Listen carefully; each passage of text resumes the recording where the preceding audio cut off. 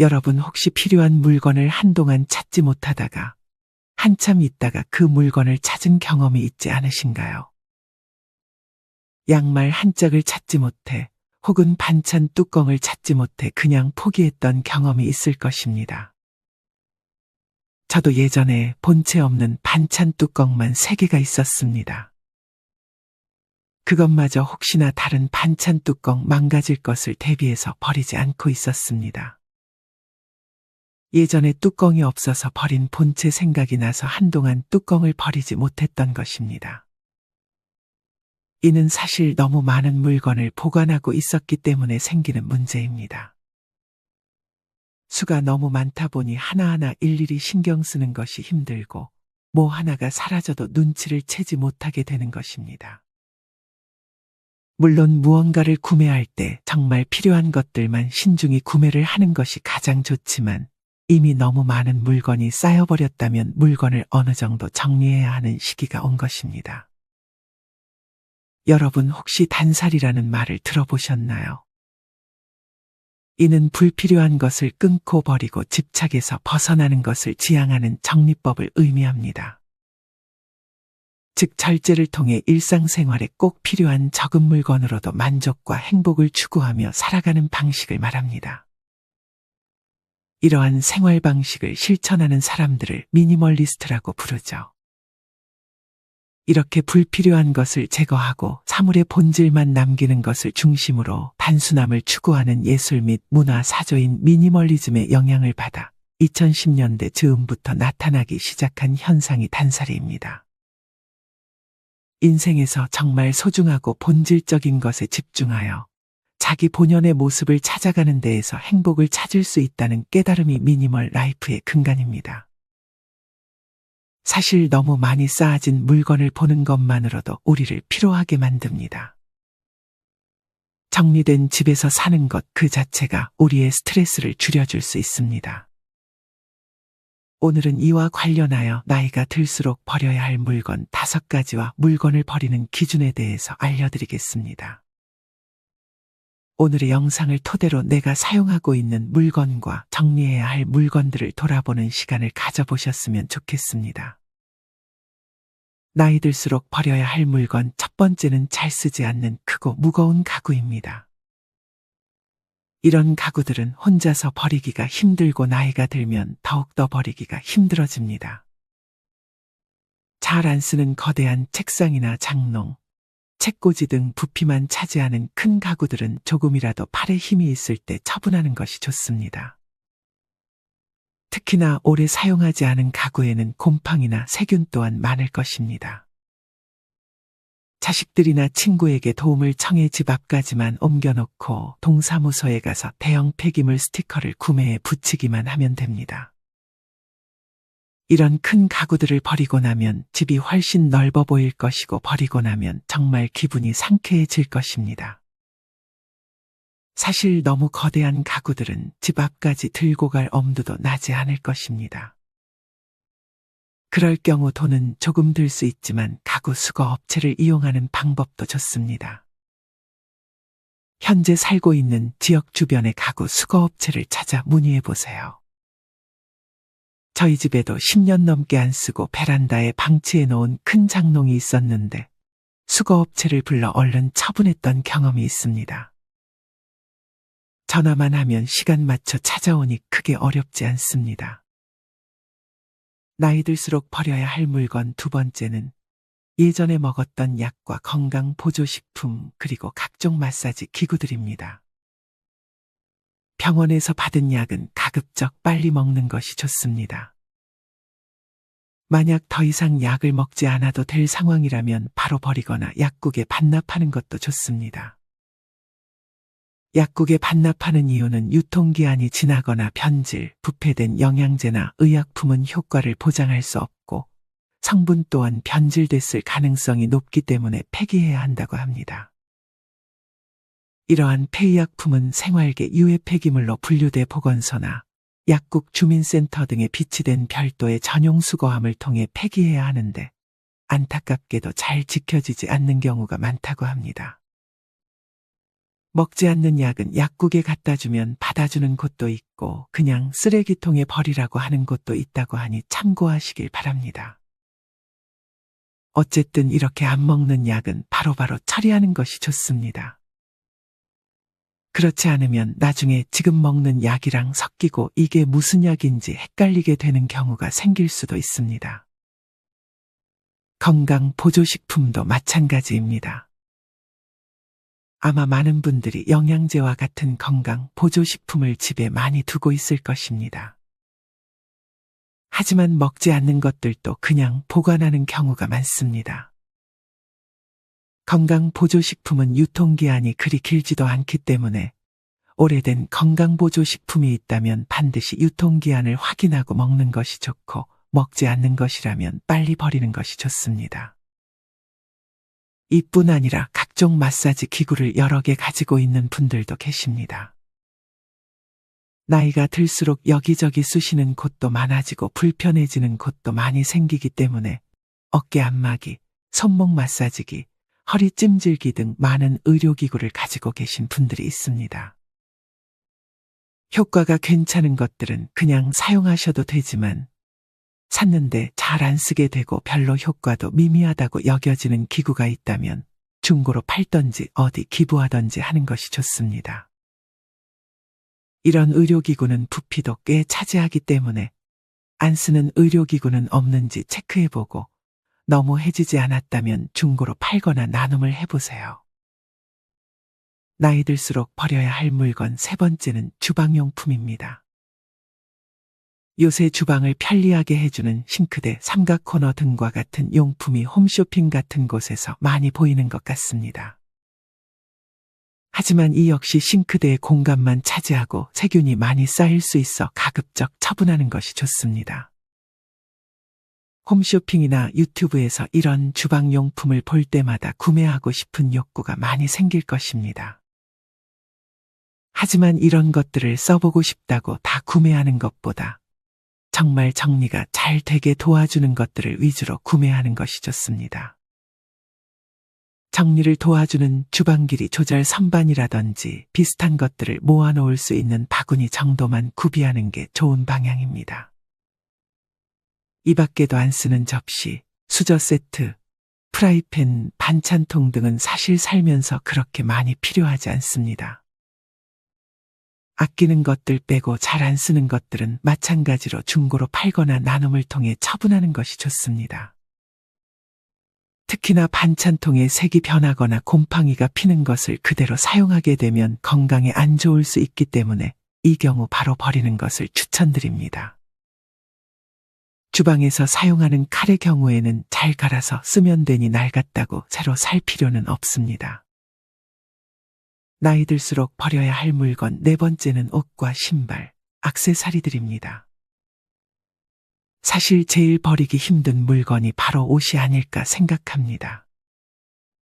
특히나 선물을 받았거나 추억이 담긴 옷들은 입지도 않으면서 보관만 하는 분들도 많이 계십니다. 직접 구입하지 않았는데 누가 줘서 어쩔 수 없이 갖고 있는 옷들도 제법 많을 것입니다. 옷의 경우 버릴까 고민하면서도 나중에 입을 일이 있겠지 하며 그냥 보관하게 되는 경우도 많습니다. 심리학 용어 중에 보유효과라는 용어가 있습니다.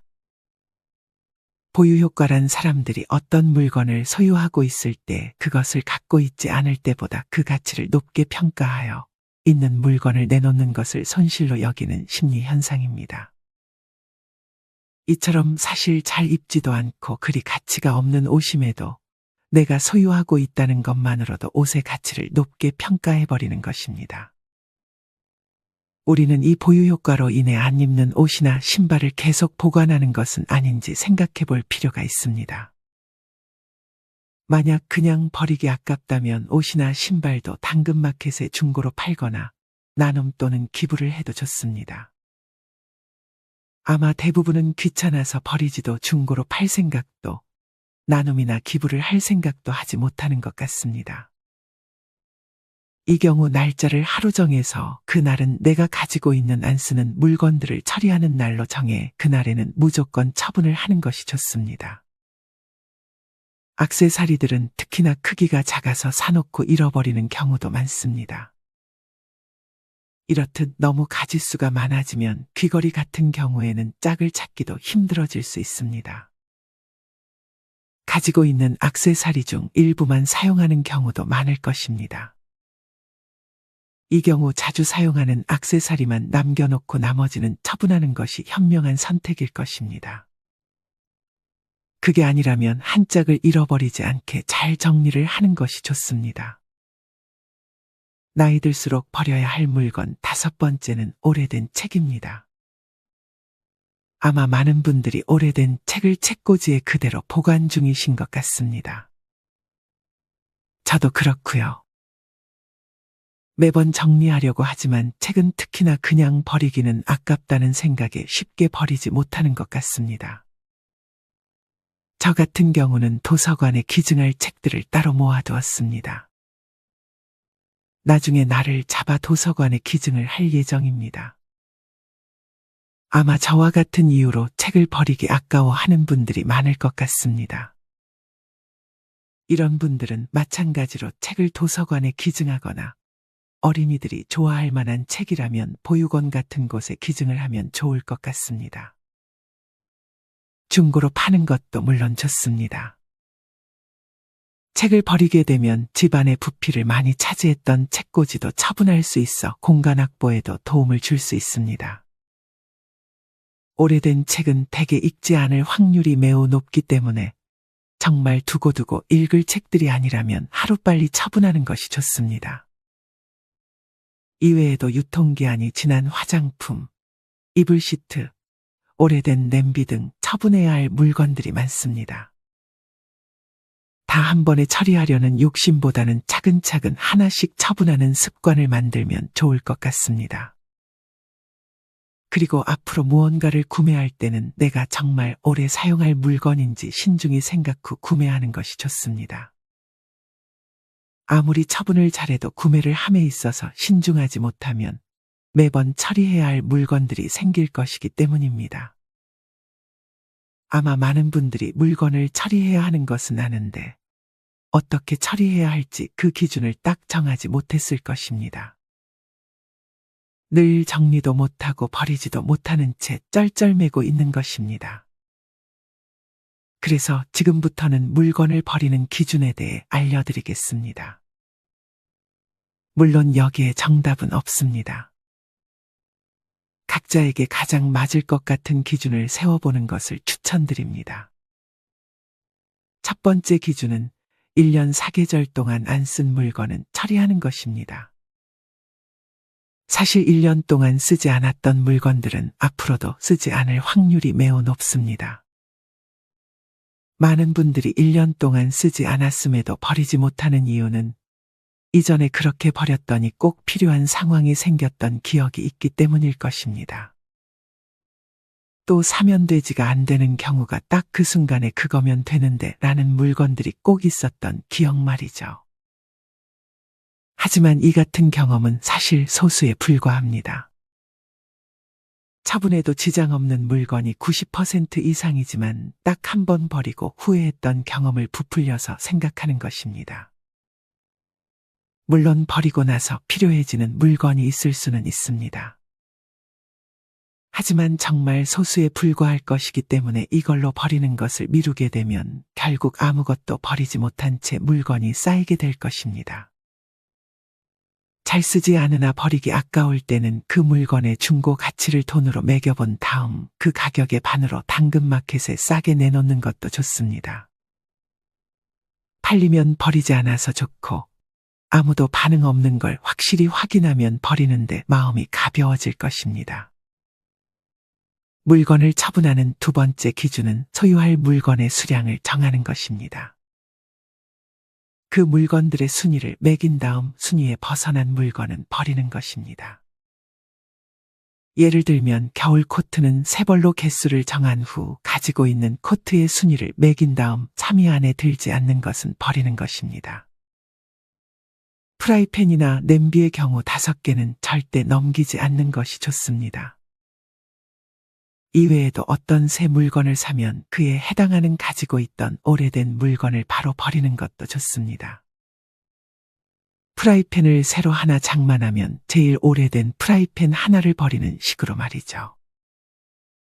이를 위해 일단 정리하고자 하는 물건들을 다 꺼내서 버릴 거, 생각해야 할 물건, 버리면 안 되는 물건으로 나눠 담는 것이 좋습니다. 그래서 확실히 버릴 것은 버리고 생각해야 할 물건에서 한두 달이 지나도 안 쓰고 안 찾게 되면 버리거나 나눔해서 정리하는 것도 좋습니다. 그 다음에 한꺼번에 정리하면 힘들기 때문에 하루 이틀에 한 군데씩, 주방이면 주방, 거실이면 거실 등을 정리하는 것도 좋습니다. 이러면 금방 정리가 될 수 있습니다. 또한 불필요한 물건은 애초에 생각하고 또 생각해서 구매하는 것이 좋습니다. 물건을 처분하는 세 번째 기준은 이 물건이 없어도 불편하지 않겠다 싶으면 버리자는 기준입니다. 이 이외에도 내가 죽으면 자녀나 다른 가족들이 과연 챙겨갈까, 챙겼을까를 기준으로 적용하는 분들도 계시고, 주위에 나눌 사람이 있는지 물어보고 쓰지도 않고 받을 사람도 없을 때는 과감히 버리는 것을 기준으로 삼는 분들도 있습니다. 이 중 어느 방법이든 나만의 기준을 세워서 정리하는 날을 딱 잡아 필요 없는 물건을 처분하는 시간을 꼭 가져보세요. 버리는 것에 과감해야 집이 항상 깨끗하고 물건을 찾는데 1분도 걸리지 않게 됩니다. 사실 물건을 쌓아두면 문제가 이처럼 물건을 찾는데 오래 걸린다는 사실입니다. 어떤 분은 필요한 물건을 찾는 데만 30분 이상이 걸리기도 합니다. 이는 우리의 일상생활에 큰 영향을 줄 수 있습니다. 다른 중요한 일들이 많은데 이런 사소한 물건을 찾는 일에서 시간과 스트레스가 쌓인다면 당연히 일에도 지장을 줄 것이고 하루의 삶에도 지장을 주게 됩니다. 그래서 물건의 개수를 줄이게 되면 필요한 것을 찾는 시간도 줄일 수 있고 같은 물건을 찾지 못해 하나 더 구매해야 하는 경우를 피할 수 있습니다. 아마 많은 분들이 물건을 찾지 못해 새로운 물건을 하나 더 샀는데 나중이 되어서야 이게 여기 있었네 하며 찾던 물건을 뒤늦게 발견하는 경험을 해보셨을 것입니다. 심지어 어떤 분은 아끼는 양말 한 짝만 몇 개월을 보다가 결국 버렸는데 버린 그날 다른 한 짝을 찾았다고 합니다.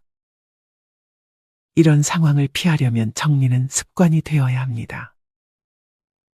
물론 무작정 버리기만 하는 것은 환경에 좋지 않을 수 있습니다. 많은 전문가들께서 버리라고 말씀하시지만 그것도 결국 환경을 해치는 결과를 가져오게 되니 궁극적 해결 방법은 아니라고 생각하는 분도 계셨습니다. 중고로 팔거나 나눔을 하는 것도 좋지만 나눔을 할 수 없는 옷이나 자잘한 물건들 다 버리고 싶어도 내 집 깨끗해지자고 집 밖을 더럽히는 것을 양심이 허락하지 않다고 생각하는 분들도 계십니다. 이런 의견도 당연히 존중받아야 합니다. 이 경우 구매하는 것에 정말 신중하게 결정하는 것이 좋을 것 같습니다. 버릴 생각을 하지 말고 다 쓸 생각을 하고 필요한 만큼만 사려고 하는 습관을 만드는 것입니다. 물론 너무 해진 옷이나 기능이 많이 고장난 제품들은 팔거나 나눔하기 어려울 수 있지만 쓸만한 제품들은 중고로 팔거나 나눔을 하는 습관이 좋은 것 같습니다. 너무 버리기만 하면 세상이 쓰레기장이 돼버릴 것입니다.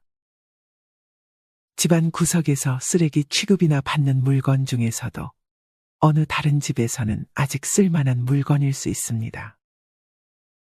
몽땅 다 버리지 말고 잘 골라내서 처분하는 것이 좋습니다. 헛물건들은 다른 용도로 재사용해 보는 것도 좋습니다.